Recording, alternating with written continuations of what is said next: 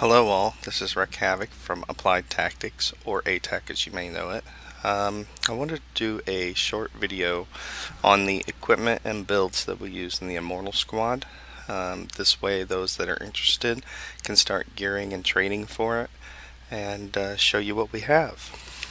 First off, for equipment we run all Knights armor. The main stat that we try to boost is toughness, and Knights does that for us.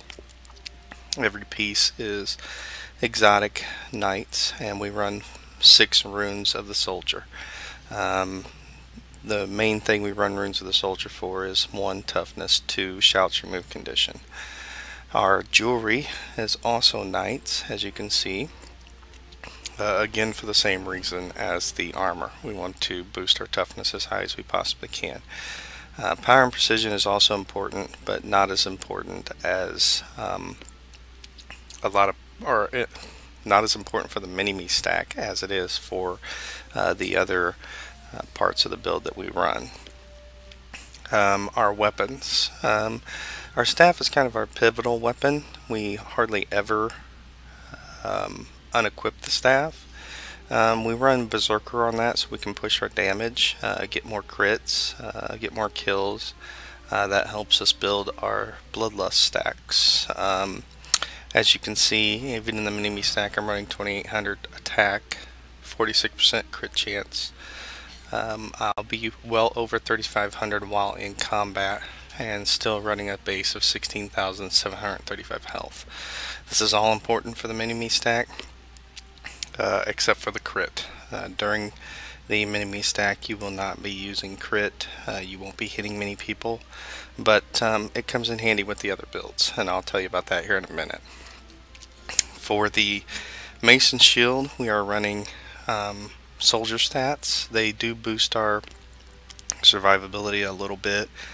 And we run Superior Sigil of Stamina and Superior Sigil of Restoration. We are getting quite a few kills with Retaliation with this mini-me stack, and every time we get a kill, we get a heal, and we are refilling our stamina, which helps us move. So that's the equipment that we use in the mini-me stack. The build that we use in the mini-me stack, all builds are based on 30-30-10. In Valor, we run Strength in Numbers. 1 member in the squad will run this. While you're in combat, everybody in the squad will get 70 toughness. You do not see it while you're out of combat. It only works in combat. And it's also something that can't be stripped, so it's an extra 70 toughness for your squad. The rest of the squad should be running Purity, where they lose a condition every 10 seconds. We also run Honorable Shield, even more toughness, and shield cooldowns reduced by 20%. And then the most important one, Altruistic Healing. All boons applied heal all allies, including yourself. For Honor, we run Superior Aria. We need our shouts to be on the lowest cooldown we can possibly get. Writ of Persistence symbols are a big part of the mini-me stack, and we need them to last as long as we possibly can. And then Pure Voice allows our shouts to convert conditions to boons. Finally, in Virtues, the main reason we run Virtues is this right here, Inspired Virtue.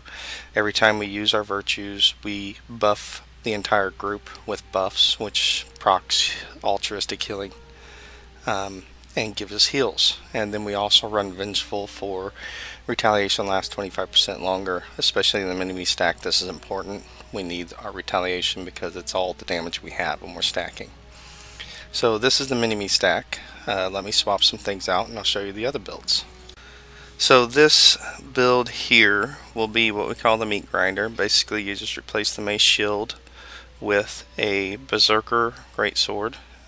On the sword you have Sigil of Purity, which every crit removes a condition, and this is where the crit chance comes in.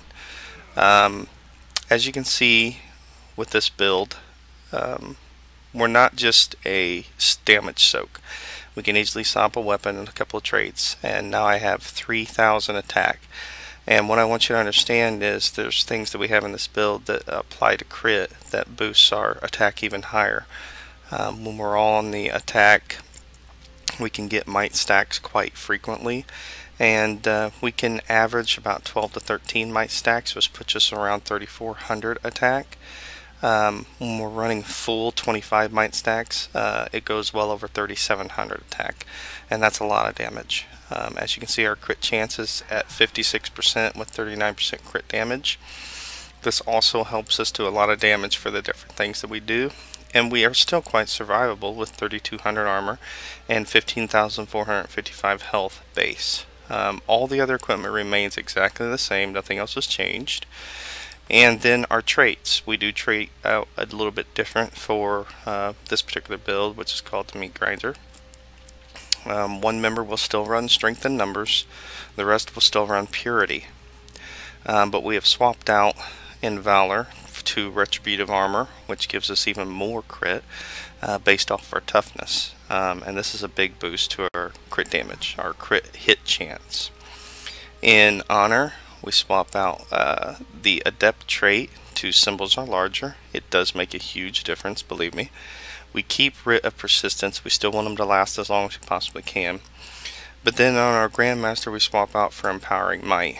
And this is where we get our might stacks. The more we crit, especially if we stay close together, the more might stacks we can build, which do two things. One, increase the damage we're outputting, and two, it also allows us to keep ourselves alive by proccing altruistic healing. Every time we land crits, we buff 5 people, our group, with might stack, and that gives you 5 altruistic healing heals. So it really does have a lot of synergy.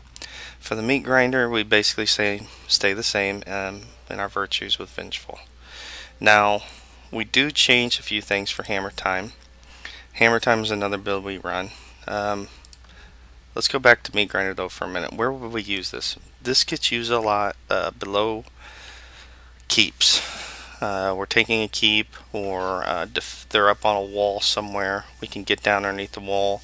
We can use our blinding blades and stagger them, since there's 5 members of the group using the same. Basically, every time a blinding blades is up, we can stand underneath people standing up on walls or cliffs or whatnot, pull them down into our spin to win death field with Whirling Wrath. Very, very deadly tactic. You can pull a lot of people and kill a lot of people with this build. There are other uses, but that's the main one we seem to find useful for. Hammer Time is another build we were using. Basically for Hammer Time, the build remains pretty much the same, except we swap out to a hammer, which the hammer does is basically the same exact stats as the Great Sword, with the same Sigil of Purity. And then the only thing we'll change for Hammer Time is we'll come down here and we will take on a Spirit Weapon and a trait for improved Spirit Weapon duration. And the Spirit Weapon we use is Hammer of Wisdom. And the reason we do this is we want control. We want CC. We want to move into a group of enemies and sow chaos by throwing them everywhere and making them just all stand still with our CC Rings of Warning, knocking them down quite a bit with our number 4 skill on our hammer, Banish. And then the Hammer of Wisdom is just even more of that. The hammers kind of go off on their own. Whoever you have targeted at the time, when they come up, they'll start attacking them, and they'll pretty much stay on them. So you sow chaos with this build. It's all about the CCs. It's all about knocking people around. It's all about really, really locking them down, or making them spread and run and scatter. So these are our basic builds that we use. I wanted everybody to see the builds and the equipment so they can start building for it and understand what we're running, and understand why we're running it. The food buffs that we use, right now I use a Master Maintenance Oil, which increases my precision even more. And I also use Omnumberry Ghost, which increases precision even more, and on crit gives us a lifesteal, which increases our survivability. So as you can see, this build is very versatile. It can be used for the mini-me stack. It can be used for going on the offensive. It can be used for a lot of different things. We do not want to be a one-sided squad to where we're pigeonholed into doing only one thing. We wanted it to stay very versatile, and that's what we've achieved with this. So there's the Immortal Squad build and equipment. If you want to see how it works and learn how to use it properly, you'll just have to come to the training sessions when I hold them for the Immortal Squads. Everybody is welcome that wants to learn. Thank you again, and this is Wreck Havoc from ATAC or Applied Tactics.